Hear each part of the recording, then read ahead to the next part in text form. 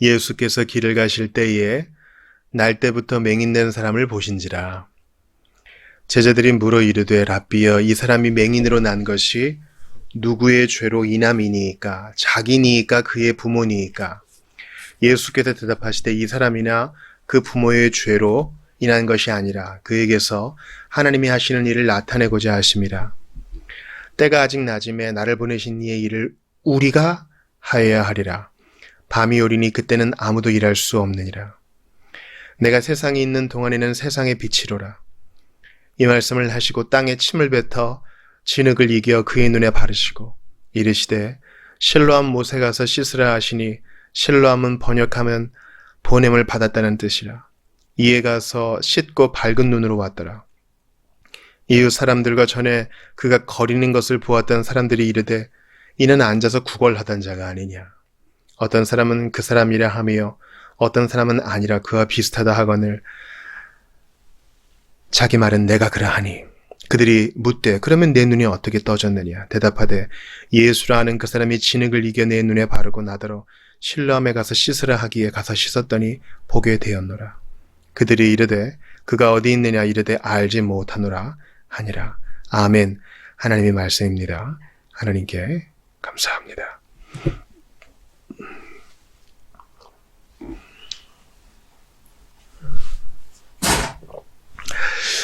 오늘 본문으로 잡은 요한복음 9장 1절에서 12절 말씀은 날 때부터 시각장애인으로 난 이를 예수님께서 고쳐주시는 장면, 그리고 그로 인한 메시지라 할 수 있겠습니다.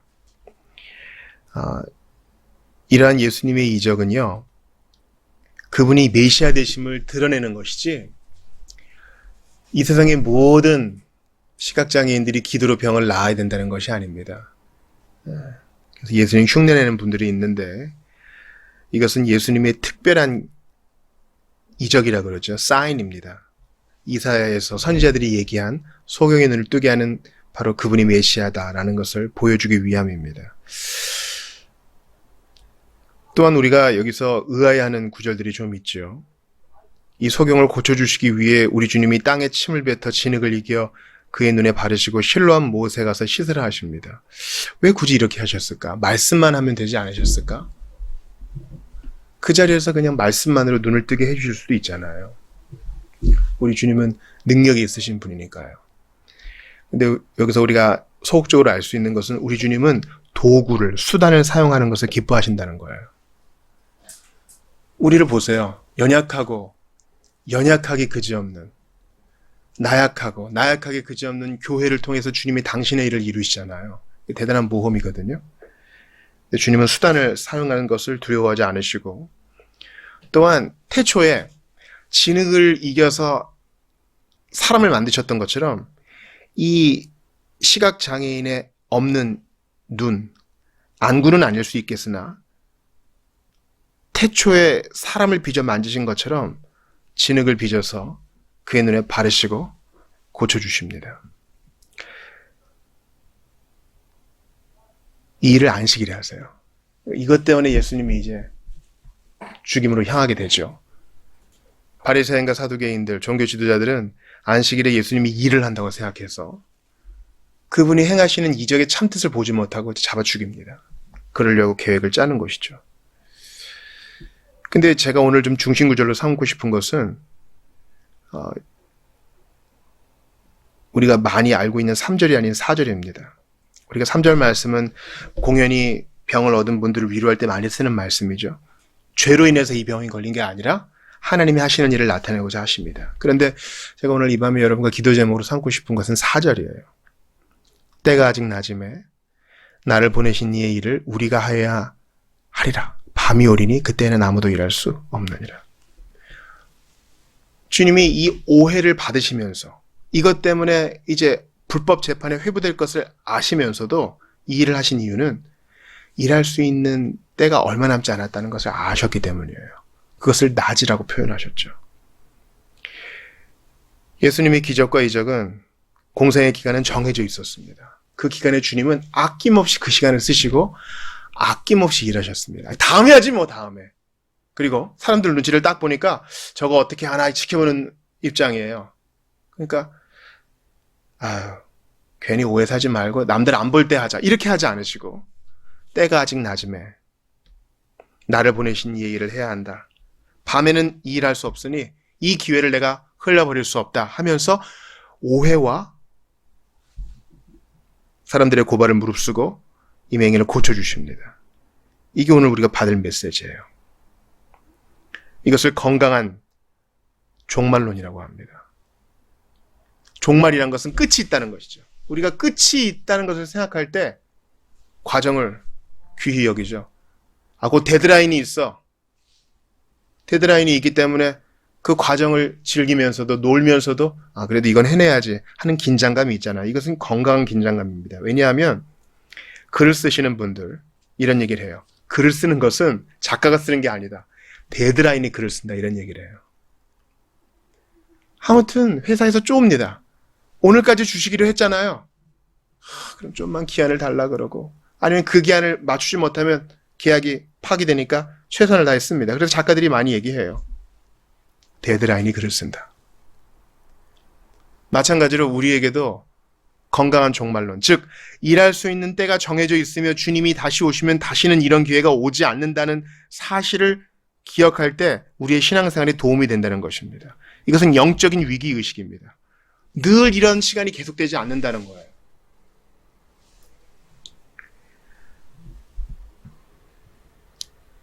전도서 12장에 보면은요, 늘 이런 날이 계속되지 않음을 잘 표현합니다. 즉 우리가 늙고 병들면 하고 싶어도 못할 때가 온다는 것이에요. 늘 신앙생활의 낮이 계속되지 않는다는 것입니다. 밤의 때가 있다는 것이에요. 들어보세요. 너는 청년의 때에 너의 창조주를 기억하라.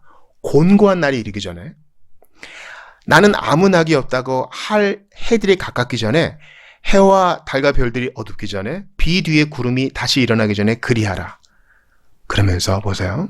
기회를 잃어버린 때는 어떤 일이 벌어지나 들어보세요. 전도서 12장 2절부터예요. 그런 날에는 집을 지키는 자들이 떨 것이며 힘 있는 자들이 구부러질 것이며 맷돌질하는 자들이 적음으로 그칠 것이며 창들로 내다보는 자가 어두워질 것이며 길거리 문들이 닫혀질 것이며 맷돌 소리가 적어질 것이며 새 소리로 말미암아 일어날 것이며 음악하는 여자들은 다 쇠해질 것이며 또한 그런 자들은 높은 곳을 두려워할 것이며 길에서는 놀랄 것이며 살구나무가 꽃이 필 것이며 메뚜기도 짐이 될 것이며 정욕이 그치리니 이는 사람이 자기의 영원한 집으로 돌아가고 조문객들이 거리로 왕래하게 됨이니라. 은줄이 풀리고 금 그릇이 깨지고 항아리가 샘 곁에서 깨지고 바퀴가 우물 위에서 깨지고 흙은 여전히 땅으로 돌아가고 영은 그것을 주신 하나님께로 돌아가기 전에 기억하라. 이 비유의 뜻을 아시겠죠? 우리가 늙고 힘이 없어지고 병들기 전에 때가 아직 낮을 때에 부지런히 그 기회를 활용하라고 예수님 말씀하십니다. 때가 아직 낮음에 나를 보내신 이 일을 해야 한다. 방금 읽어드린 전도서 12장에서 분명한 얘기가 나오죠. 메뚜기도 짐이 될 것이며 두 다리로 서 있을 수가 없어가지고 메뚜기가 내 어깨 위에 딱 앉았는데 그것도 힘들다는 거예요. 이런 극단적인 비유의 목적이 무엇이겠습니까? 청년의 때, 움직일 수 있을 때, 할 수 있을 때 기회를 소중히 여겨 주님을 섬기고 사랑하며 사명을 수행하라는 것이에요. 우리 개혁자들은 직업을 소명으로 봤습니다. 하나님이 나를 두신 자리가 싱크대 앞이건 애를 보는 곳이건 공부를 하는 곳이건 가르치는 곳이건 대장장이 일이건 농사건 나를 거기에 두신 곳이 불법이 아닌 이상 하나님께서 주신 소명으로 이해하고 최선을 다해야 한다 얘기했습니다. 교회 안에서의 생활만을 소명이 아니라 모든 세상을 하나님의 영역으로 보는 것이죠. 주님은 말씀하십니다. 때가 아직 낮음에 나를 보내신 이의 일을 해야 한다. 지금 사랑하고 고쳐주고 손 내밀라는 것입니다. 여러분, 제일 안 지켜지는 약속 하나 제가 알려드릴까요? 우연치 않은 기회에 어떤 사람을 만나요. 너무 반가워. 그리고 헤어질 때 뭐라 그래요? 다음에 밥 한번 먹자 그래요. 이 다음이 무서운 말이에요. 바로 그때 정확한 날짜를 안 정하면 다음은 없어요. 이게 가장 많이 어겨지는 약속 중 하나인 거 아시죠? 예수님은 말씀하십니다. 다음을 기약하지 말고 바로 지금 사랑하고 섬기며 급진적으로 일하라. 여러분 이번 주일 부활주일 설교 본문 아시겠죠? 데살로니가 4장이었습니다. 13절부터 18절이었는데 바로 그 윗절에 데살로니가 교인들이 잘못된 종말론에 빠져 있는 것을 보고 바울이 이렇게 권면합니다. 잘 들으세요. 또 너희에게 명한 것 같이 그 다음에요. 조용히 자기 일을 하고 너희 손으로 일하기를 힘쓰라. 이는 외인에 대하여 단정히 행하고 또한 아무 궁핍함이 없게 하려 함이라. 핵심 구절이 뭐예요? 조용히 자기 일을 하고 너희 손으로 일하기를 힘쓰라. 주님 다시 오신다고 데살로니가 교우들 여러 사람들이 그냥 손 놓고 있었어요. 빌어먹고. 예수님 오시면 다 끝인데 뭐. 아니요. 바른 종말론을 가진 사람들은 성실한 사람입니다. 조용히 자기 일을 하고 남의 집 일 끼어들고 뭐 하지만 말쟁이 되지 말고 너희 손으로 일하기를 힘쓰는 거예요. 부지런히 노동하고 뭐 손으로 일하는 노동만 있는 게 아니죠. 머리 쓰는 사람도 있고 발 쓰는 사람도 있고 몸을 쓰는 사람도 있지만 이거 이제 제휴법이에요. 비유라고요. 어찌됐거나 우리 주님의 나라에는 게으른 사람은 없어요. 역량의 차이는 있을 수 있어요. 그러나 게으른 사람은 없어요. 여기서 게으르고 뭐 성실하다는 것은 바쁘고 분주한 것만 얘기하는 게 아니에요. 자기가 하는 일에 전념하는 거.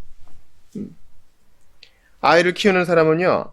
아이를 키우는 게 노동이에요. 그의 사명이고 소명이고 직업이라고요. 그래서 아이에게 사랑을 쏟고 이게 바른 종말론을 가진 사람입니다. 학생은요. 부지런히 자기에게 주어진 기회를 활용하여 시간을 잘 배분하여 열심을 다해 공부하는 것이 그의 소명이요. 그의 성직입니다. 직장에 나가는 사람은요. 내 부서의 일을 최선을 다하고 내 보스가 시키는 일이 합법적인 일인 한 그를 주님 섬기듯이 잘 섬기는 것이 그의 소명이요. 그의 선교입니다.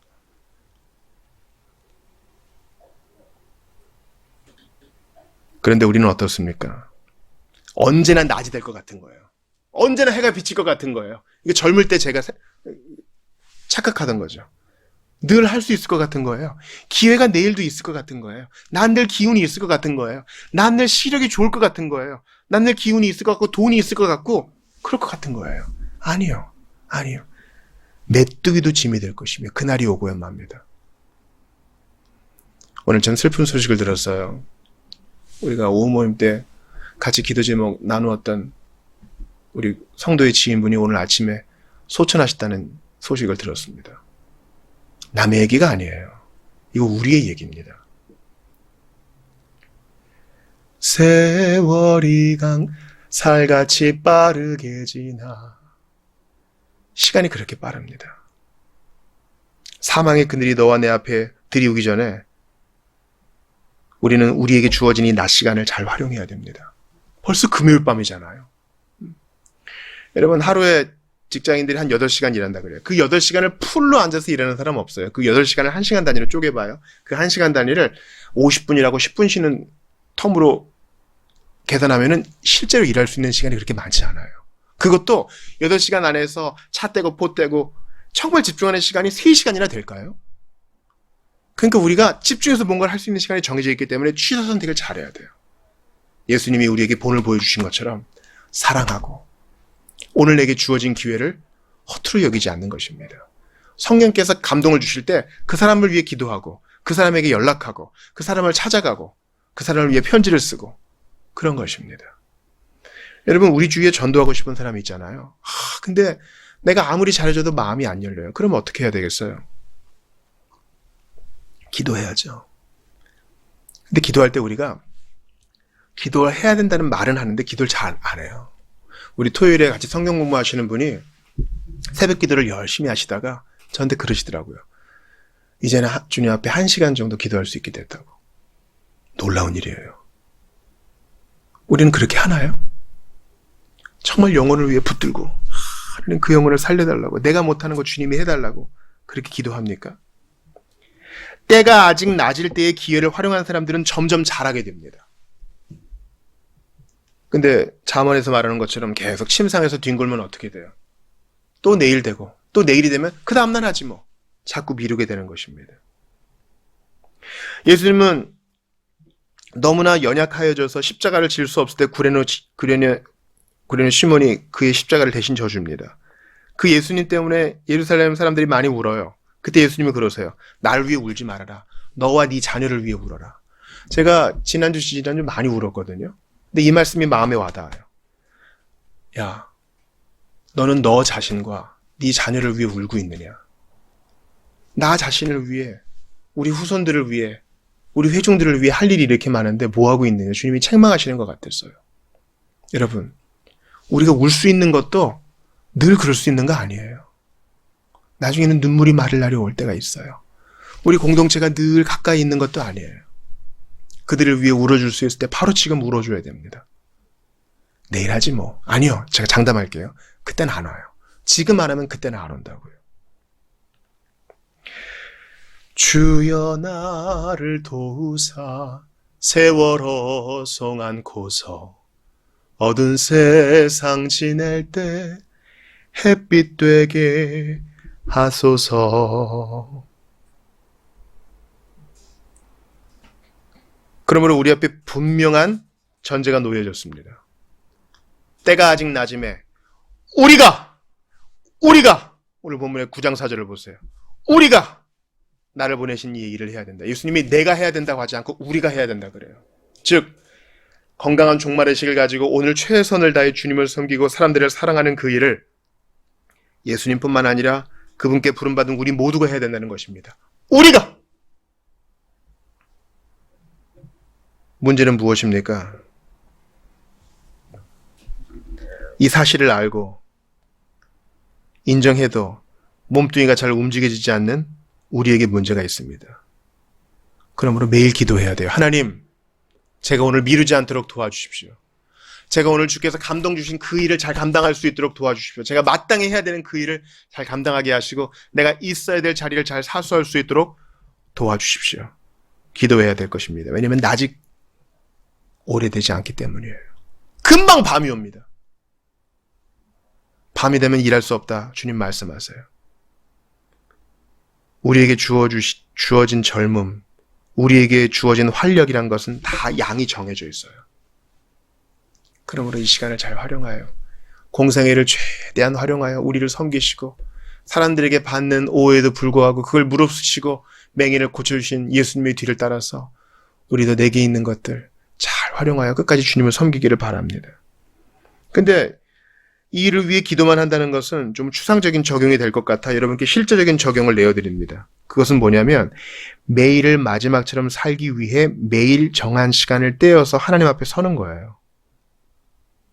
이걸 큐티라고 하시는 분도 있고 새벽 기도로 하시는 분도 있고 여러 가지로 부를 수 있을 거예요. 어찌됐건 하나님 앞에 마주 서는 거예요.